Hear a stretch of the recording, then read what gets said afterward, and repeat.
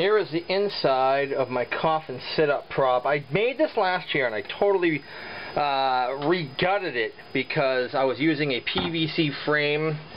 As you can see, okay, this is the budget.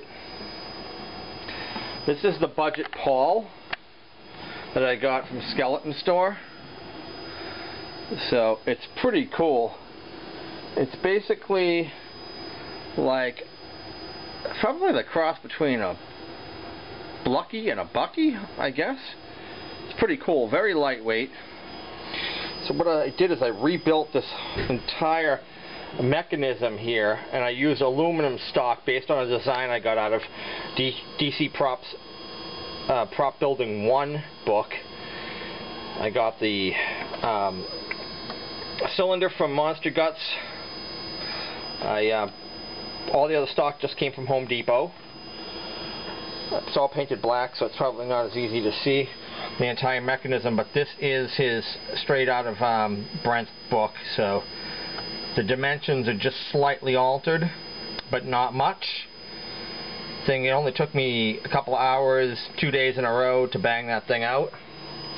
Aluminum stock is amazingly easy to work with, which I didn't know.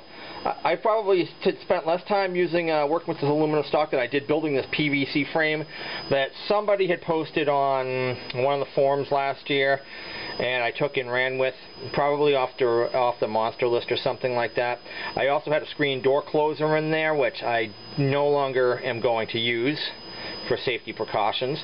Plus, you know, these guts you can pull out of here, you can put into other projects next year if I decide to switch things up, though I probably will use this for a few years. This thing I had in my mudroom last year, it scared the shit out of people. I actually had a Blucky that I corpsed and put in here last year that doesn't look nearly as good as this thing does.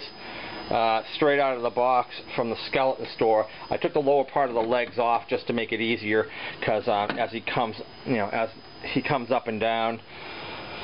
I'm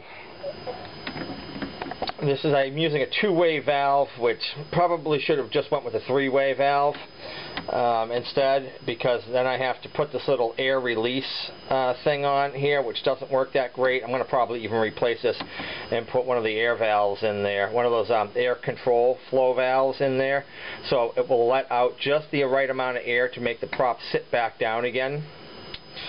And my pressure gauge,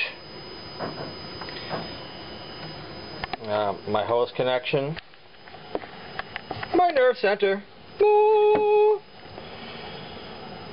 This is a pretty simple setup. It plays one sound effect. I push the button to hold it, to make it, you know, sit up. Release the button so it will go back down again, and that's pretty much all it really does, and it will loop that effect over and over again.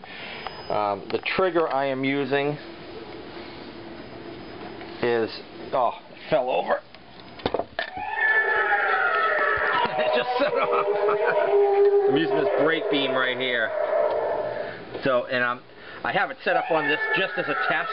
Obviously, I'm going to have it mounted on one side and have the reflector somewhere else, maybe on a box about 10 feet away. And because the beam's not connecting perfectly, it's continuing to go off. So we'll pull the power on that.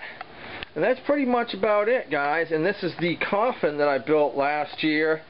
This was my first pallet coffin. And I redesigned this one. I made out of plywood the year before that, which really sucked. I gave it a facelift last year by putting pallet boards all over it. And that I am going to have my 3-axis skull in as a greeter out in the front of the yard. Let's give it a test run. Liam?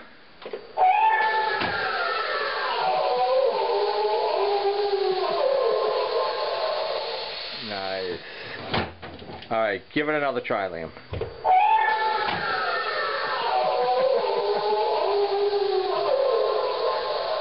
Very nice. I'm not sure if that's the sound effect I'm going to use, but that's at least for the test run. Done.